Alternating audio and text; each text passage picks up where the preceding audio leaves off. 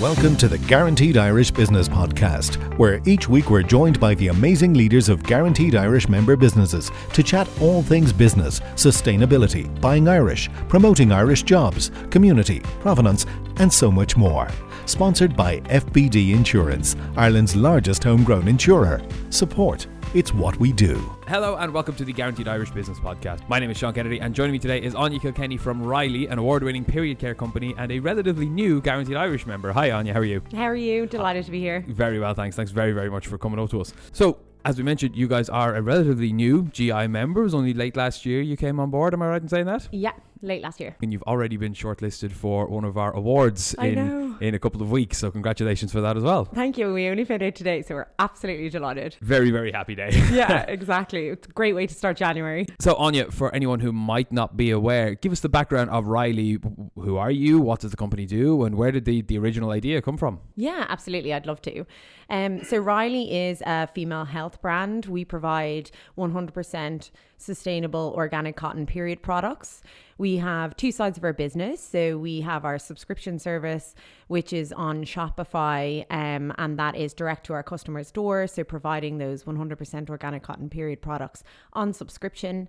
And then our other side of our business is partnering with our corporate clients. So clients such as AIB, Kerry Group, and also Press Up Group, for example, to provide period products, 100% organic cotton period products into their businesses for them to provide to their employees or also their customers as well. Fantastic. That's quite new of an idea, is it? Yeah, absolutely. We wanted to provide products that are better for women's bodies, but also better for the environment. So the idea came about very organically. Myself and my two co-founders, Lauren and Fiona, were catching up one night over lockdown, or just after lockdown. So it was around 2 years ago now. And, we were sitting around having a chat, catching up, and one of us got our periods.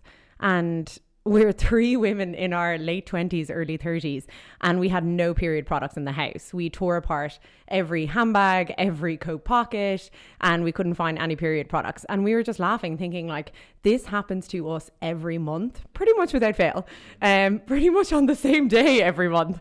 And we still were unprepared. So that's where the idea of the subscription service came in. We were like, how is this not on delivery? Like, you can get anything now. And how are we not getting these delivered straight to our door when we need them? And then we kind of fell down a rabbit hole of, hold on, what are in these products? What are these products? Products that we've been putting in our bodies for, the last 15 years or so of our lives. And we found shocking discovery of what is really in mainstream period products, and we tried to find alternatives that would suit our lifestyle as well, but we couldn't find anything, so we got to work and Riley was born. And how long have you guys been in business now?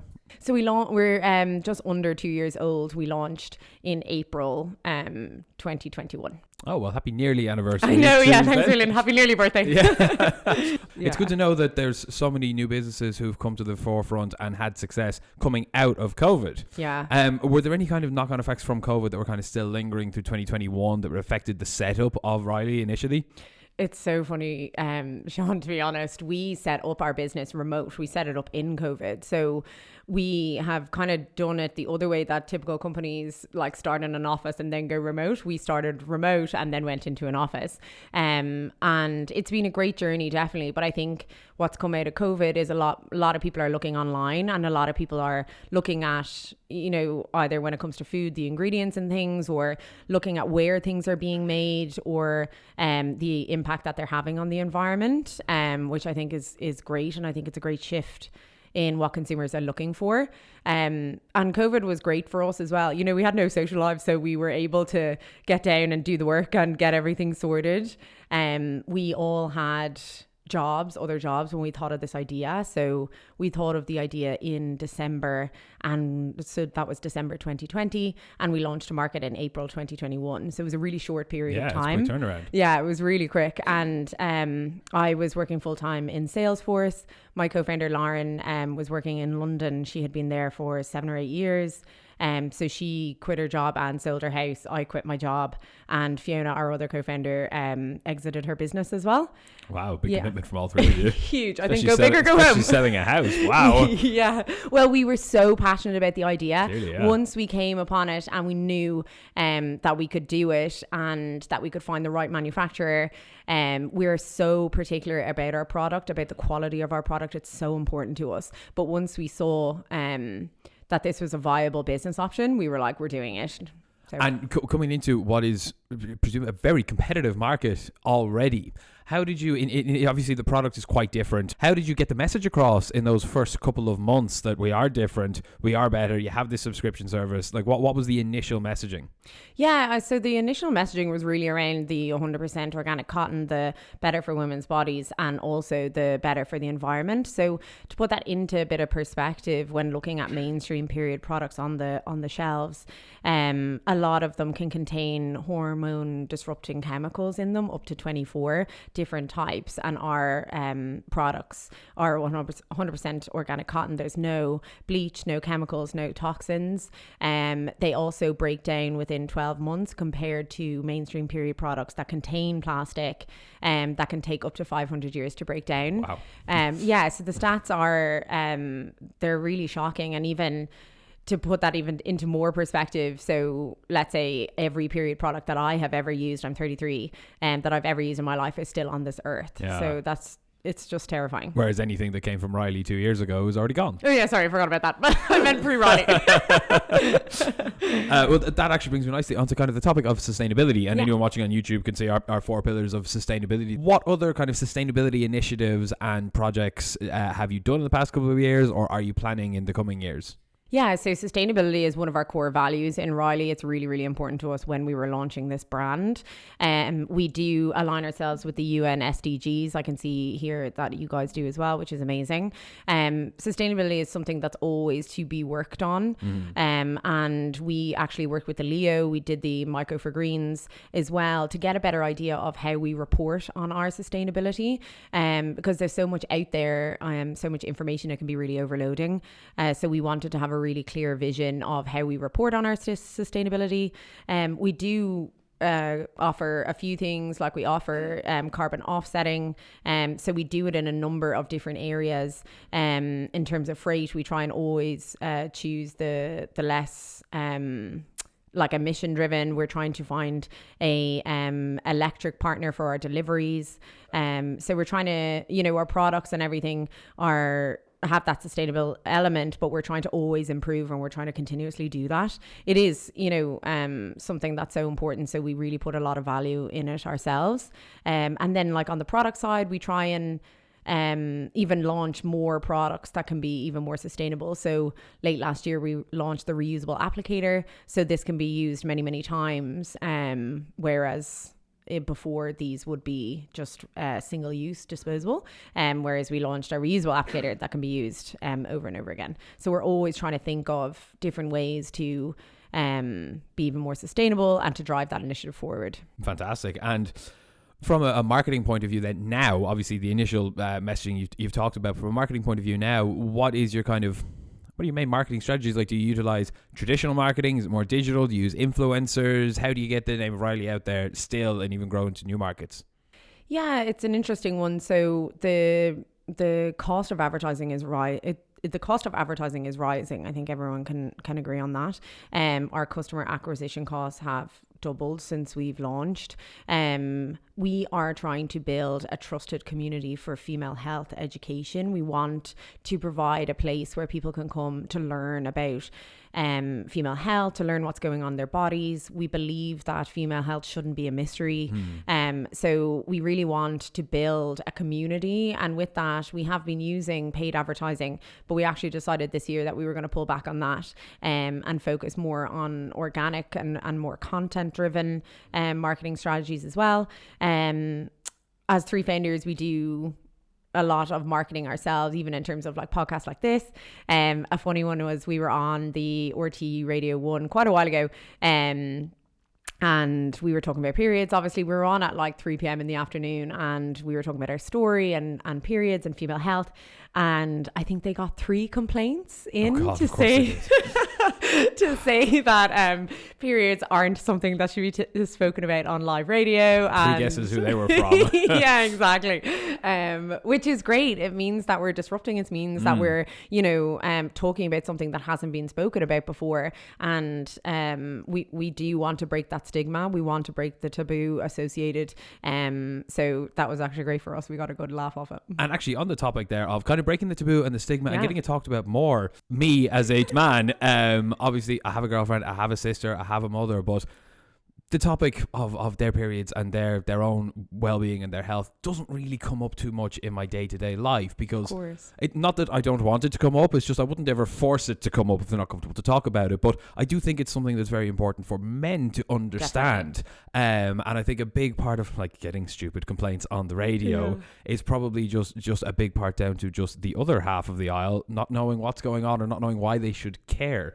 So from your point of view, running a business like this, how do men get more involved in the conversation to help women be healthier with their own, what they're putting in their own bodies, and understand what they're going through once a month for half their lives? Yeah, it's so interesting. It all comes down to education, to be perfectly honest, and that's what we want to do. We want to educate people on what is going on in the female body. I think that definitely men getting involved in that conversation is really important. So we'll get into this probably a little bit later, but we sponsor an initiative in Kenya with an Irish registered charity called Development Pamoja, and we sponsor a menstrual program there, and they educate young girls on their periods, and we also provide product. But they actually educate the young boys as well. They bring them into the conversation to teach them too, and I think that is a huge turning point. That is something we should be doing across the board. Particularly, I remember in school myself, like we were taken out of the class so the girls could have their conversations privately, and I get that as a young girl in primary school it's awkward, might be a bit embarrassing, it's very difficult, and the last thing you want is the idiot boys there but like you said, it will raise them to be more understanding of what's going on if you can get through that initial awkwardness at the age of 10. 100%. And particularly when it comes to girls staying in sport and around that conversation as well, boys need to be like taking part in those conversations and listening as well, and I think that's so important. And it's been huge on the actual on the corporate side too, because we partner with corporates for them to be able to provide products in their bathrooms. But it's not just about the product. It's not just about, the convenience of having a product there when you are caught short. Like, we did a survey at the beginning, and the result was 90% of women have run out of period products when they needed them. Wow. So it's happened to us all. Like, and again, I don't know how, but it does. And having them in the bathroom is like hugely convenient, but it's just opening up a huge conversation about their employees' well-being and and appreciating and respecting female health for what it is. And I think that's amazing. And I think it's incredible that companies are being so forward thinking and being able to really understand their female health needs and putting in menstrual policies into their employment policies as well. So it's brilliant. I say forward thinking, it should have been happening for quite some time, but and we've actually been so supported across the board by females and males in what we're doing, in our mission, in our journey. And I have to say, like, we've had so many male advocates of the brand as well. So it's incredible. And I think that we should all be more educated on it, and then we should be able to talk more freely on it as well. I think that's what's going to make the change. How do you go about getting in with big corporations? Like, how does that process go? How do those meetings go? Yeah, it's actually really cool. As I say, we've been so supported, particularly in Ireland. Ireland are amazing. The network of people are phenomenal. And everyone's like, oh, do you know this person down the road? They everybody have this company. Everybody. Yeah, exactly. So we've done a couple of things. We've got a lot of inbound. So to give you a bit of insight on the business, we started this business thinking it was going to be a subscription just D2C delivered to your door, maybe into retail. We didn't see it as the B2B element from the beginning. We got a phone call from Vodafone very early after we launched to ask, can you supply into corporates? And in true startup fashion, we said absolutely, and then hung up the phone and panicked. How do we do that? How do we do that? But yeah, so that was great. And then after that, it's been really a snowball effect. You know, people reaching out or even recommending us into their workplaces, and really it's gone from there. And then people seeing us, we did a trial in Lidl as well, so people could see us there, but a lot of it has been either inbound or people introducing us to different companies. And yeah, we'd love to hear from more companies as well. Fantastic. So with that in mind then, what kind of growth or new products or new services are you expecting to bring in through 2023? Yeah, 2023 is going to be such an exciting year. We have so many products coming down the track. We have something very exciting launching next week, but this is forward in time. So last week. Okay. Yeah. And we've huge growth plans. We particularly want to grow out the team. We are, as every startup, we don't have the resources that we need. Do you all wear all the hats? Yeah, like it's just how it goes. But we do have an incredible team. We have our 3 founders, and then Meg joined us this time last year. She works in our marketing side, and then Emer joined us in June, July of this year, and she works on our corporate side as well. So that's been amazing to be able to grow the team and to be able to bring people smarter than us on board. And so that's going to be a focus. We're also going to focus on new markets. We're live across Ireland, the UK, and the EU as well, but we're going to put more time into that, into our market expansion, and then we're also going to do new product development. So we've got a lot of ideas and a lot of research as well. So watch this space. Very busy year. Well, we look forward to having you back on this time next year to see see if you've slept for one. Yeah, I'm very tired.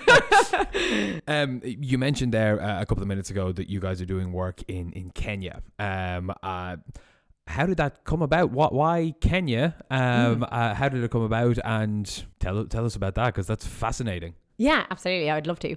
So we decided when we started the business, we wanted to do well in business, but we wanted to do well in the world. We didn't see a point in just doing well in business and not being able to give back. We think it's so important. It always has been. So, and it's always way easier when you're starting a business to incorporate that side in from the get-go rather than kind of going back over it. It's the same with the sustainability element. It's easier to track it and record it from the very beginning.